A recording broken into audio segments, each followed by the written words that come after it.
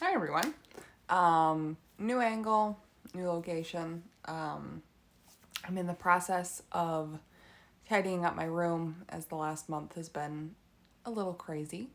Um, but I am going to do part of that is I have a lot of new books that I've over purchased and been gifted since December. Um, so there's quite a few books here to talk about, and then I have two little things I'm just going to also briefly mention at the end that don't they aren't worth the whole video to film. So right now I'm just going to kind of go over the books that I've gotten in the last 6 months, and then also two other books that have one I've read, one that I have DNF'd. So I'm just going to talk about those briefly at the end. Um, but yeah, let's just jump right in because yeah. So first off, I have three books that I got for Christmas that I have yet to talk about in a video because I haven't filmed since probably early December or late November. So um, I got this new edition of Anne of Green Gables. It is the Victoria and Albert Museum version of Anne of Green Gables, which is based in London. And I loved the V&A when I went there 4 years ago now. I can't remember. But this is just an edition that they released, and it's just so beautiful and simple. And I love it a lot. So I got this for Christmas, and then I also got the full Hogwarts library by J.K. Rowling. So that includes Fantastic Beasts and Where to Find Them, Quidditch Through the Ages, and the Tales of Beedle and the Bard. I will show you these. So this one is Fantastic Beasts and Where to Find Them. The Tales of Beedle the Bard, and Quidditch Through the Ages.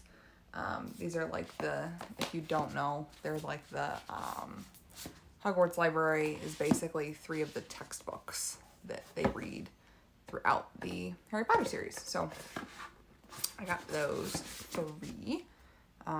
So hopefully I'll be reading those semi soon. They're not like super complicated books, which is nice. Moving on now, I have two books that I received for my birthday from Michelle, one of the Alphabeton hosts. She got me two books for my birthday in January, which was really, really nice. The first of which is The Unhoneymooners by Christina Lauren. This is a romance novel. I can't remember what this one is specifically about. I'm pretty sure. Yes, this is the one where there's a wedding. Everyone gets food poisoning, including the bride and groom, except for two people that are not necessarily friends. And they end up going on the honeymoon for the bride and groom because they are the only two that didn't get sick and they wanted to use the honeymoon. So that's this one. It's kind of I'm pretty sure it's an enemies to lovers sort of thing. But so I'm looking forward to getting to this at some point in the future. All these I'm hoping to look forward to getting to. I'm gonna just stop saying that because that's every book. The next other book she got me was Codename Verity by Elizabeth Wein. It is a book that takes place towards the end of the Holocaust.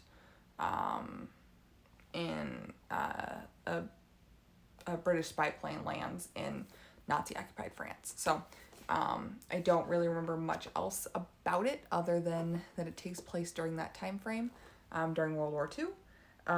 So I'm, and it was a Pulitzer honor book, which is super, super cool. Or no, not Pulitzer. Prince honor award. Automatically I think it's a Pulitzer award, but it's not. So there's that one. Next, moving on to those over there because I'm gonna run out of room here real quick. Moving on to a few books that I have picked up at some resale stores, some used bookstores recently. So the first book I picked up was Emily of New Moon, which is the first book in the Emily trilogy by Ellen Montgomery. So I have, I think, the third book in the series right now already. So this is book one in that trilogy. So I'm slowly building out my Ellen Montgomery books through used bookstores because they're normally not super expensive at used bookstores. So I can slowly build that out without buying them brand new, which is super nice. So there's that one. And then I got a new Winnie the Pooh book, House at the Pooh Corner by A.A. Milne. It's got little deckled edges and it is super cute. I love it a lot. It's got some cute illustrations on the inside and it's just fun. I just love collecting different Winnie the Pooh books and for their illustrations and just because obviously I love Winnie the Pooh, so. The next two I got, this one I've already read previously, but I don't own it, so I wanted to buy it. It's the first volume of Persepolis, so there's Persepolis 1 and 2. So this is the first half of the story, and I saw this at a used bookstore, and so I just figured I'd pick it up because it was in super good condition, and I don't own it yet, so I wanted to make sure that I had it for my collection. Eventually I need to pick up the other half as well, but I'm not there yet. And then the other one that I picked up is a Doctor Who graphic novel comic book combination. I'm pretty sure it's a graphic novel. I don't think. I'm interested. It's just kind of a fun other storyline that wasn't based in the show, but is kind of another story with the Doctor and Martha. So I think it'll be an interesting read to delve back into the story, and the art style is super interesting too. And actually it looks like Donna's in it as well. So yeah, the art style is super basic and is interesting new art style for me to read. So I look forward to getting that. I'm sorry I'm kind of whizzing through all of this. It's going to be such a long video if I don't. So I guess the next pile I have here is some books that I've gotten over the last few months on Amazon.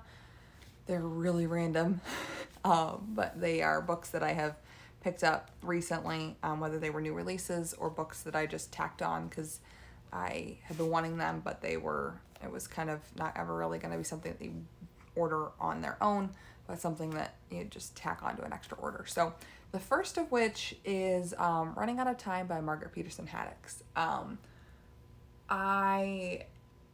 There's a handful of books that I read in like 5th and 6th grade that I never owned, but I just borrowed from the school. And I really remember loving them. And so I'm trying to start collecting some of those to add to my own collection and to reread and see like, are they as good as I remember them? That kind of thing. And one of them is Running Out of Time. So this is a book about a young girl who is living in,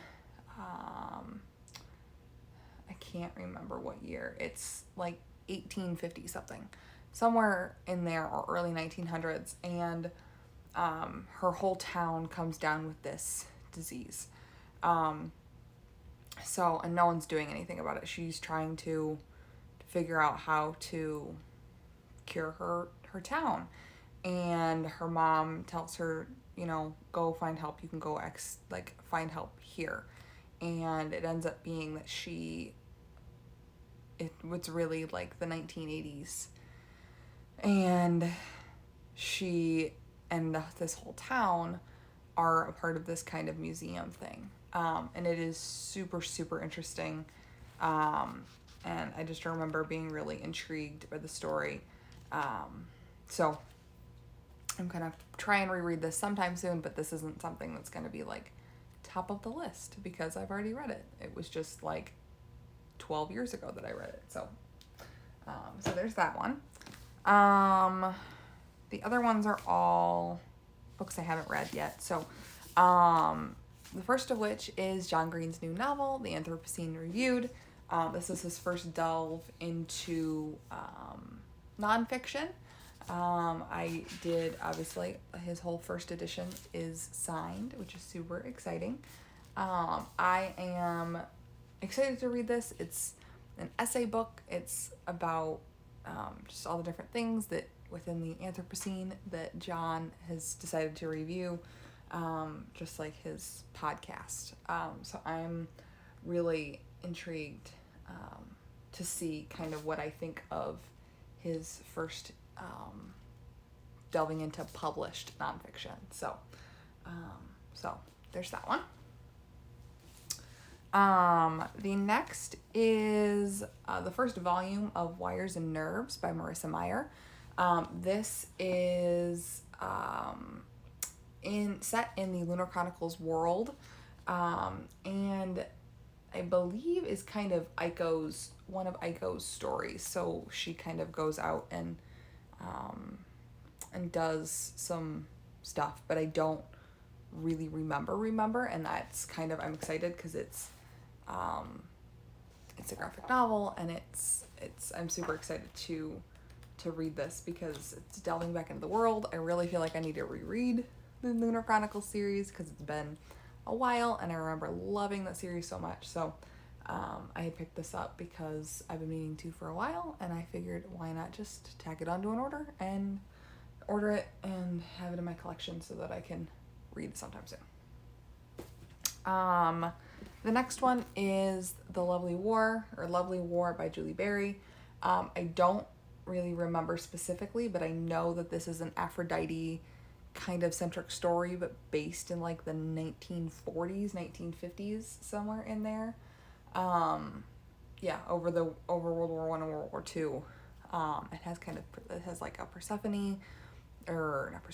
Aphrodite story in it, and I love Greek mythology, and so I have heard really, really good things about this story, and so I just decided to pick it up because I needed something different and new, and something that was a newer release for myself to read, and so I need to get to this one semi soon. And then the last book that I picked up recently from Amazon is a bit of an abnormal purchase. It is the Disney Maps book. This is a new book that Disney has released that is basically an atlas of a bunch of their different cartoon films. So let me find a page to show you guys. I gotta pick a good... I'll do this one. So this is like an atlas of the Lion King map. So it's got the map here of kind of where everything is at. And then it has a page on like about the Lion King and the characters and kind of the Pride Lands and moments in the film to remember. So every movie that's in this book has those two pages, has a map of their story, and then kind of like that secondary learning page. So my plan with this one is to just kind of use this as a tack on to a readathon or something when I need a quicker read that's super fun and light and won't take me very long, because it's not a thick book, and it's kind of more of a coffee table book in that sense. But it was just too cute to not get, and it just is so beautiful, and I can't wait to sit down and really look at all the pictures and really kind of delve into this story. So definitely something that is gonna really just be a tack on for a readathon or something like that, because other than that, it's another book I need to just like, I'm in the mood to read that book tonight sort of thing. So the last stack of books here I have is from two of my recent trips to Barnes & Noble. So I was at Barnes & Noble a few times in the last month or two, and decided to pick up some books while I was there, obviously, because why not? We aren't going to go to Barnes & Noble and not buy books. The first trip that I did, I got 4 books here, and so I got the second novel in the Delirium trilogy, Pandemonium. because I need to finish out this trilogy. It might have one, it might be a quartet now. I don't remember. I think it might still just be a trilogy. But so I wanted to pick this up and just so that I'd have it and I could continue this trilogy here. And I love the new covers still so much better than their originals. So that was nice to pick that up. I also picked up the program. This is definitely something that I will have to read in the right mindset, but I have been fascinated with this story and this series for a long time, and so when I saw it, I just had to pick it up. It is basically a story about suicide being an epidemic. And so people are constantly under surveillance and trying to, help those and keep them alive. So I'm really interested. I cannot remember much, but I just remember that specific kind of piece of the story when I first heard about it, and it just seemed super interesting and seemed like kind of a different novel at the time. Obviously, now with COVID and stuff, that whole mindset is a little bit different than it may have once been. But for now, I'm interested to see what this story is, and it's like a 6 or 7 book series now. So I'll be interested to see where it goes, if it goes anywhere, like particularly with if I enjoy it, where it goes from there. So the next book, I know you'll be surprised, is another version of Anne of Green Gables. This is, which version is this? I can't remember. It's like the Barnes & Noble classic edition. So it has some kind of realistic drawings throughout, and it's got the gold pages and a lovely little ribbon bookmark attached into it. And when I saw it, I just couldn't pass up getting this one. There was another picture I just saw. Hold on. Here's another kind of illustration in there of Anne in the classroom. But yeah, so I went ahead and picked this up because it was too much not to, and I think it was on sale when I bought it too, so just seemed like perfect timing. And then I picked up when I was there a book called The Windsor Diaries, My Childhood with the Princesses Elizabeth and Margaret. This is a nonfiction book about Queen Elizabeth and Princess Margaret, somebody who kind of grew up with them and lived nearby. And so this is kind of a biography about them. So I'm interested to see kind of what stories it tells and the storyline that is shown about the two of them growing up with the author of this, Leah Fitzelon Howard. And then the last 2 books I just picked up the other day. One of them I've been wanting for a while, and the other one is a brand new release that seems super, super interesting to me. And so the first book is called Camp by Elsie Rosen. This is a newer release, I believe. Hold on, I can tell you exactly when it was published because it's obviously going to be in the front. I feel like it's in the last year or 2. Yeah, it was published in 2020, so it was published last year. And it's basically about this young 16-year-old gay boy who is going to a camp for queer teens and loves musical theater and is kind of this, he performs every year in their big camp musical and all this stuff. So like very much up my alley in terms of like what I like to do. And it's his love story trying to figure out this man that he's loved for a long time and has been crushing on, and kind of that romance there. And do you change for the person you love? Is it really worth loving this person if they don't know who I really am? That kind of thing. So I'm really interested to see kind of this story and if it's as good as it seems, because it seems like a really interesting storyline to me, and just kind of seems up my alley with being musical theater and all the things. And then the last book that I picked up was The Librarian of Auschwitz by Antonio Turby. Definitely pronouncing that one wrong. And again, I don't really remember much about this, but I remember when I heard the synopsis of it back when it first came out, I was super intrigued, and I have, it's based on a true story, and I, for some reason, have always been super intrigued with the story of the Holocaust, and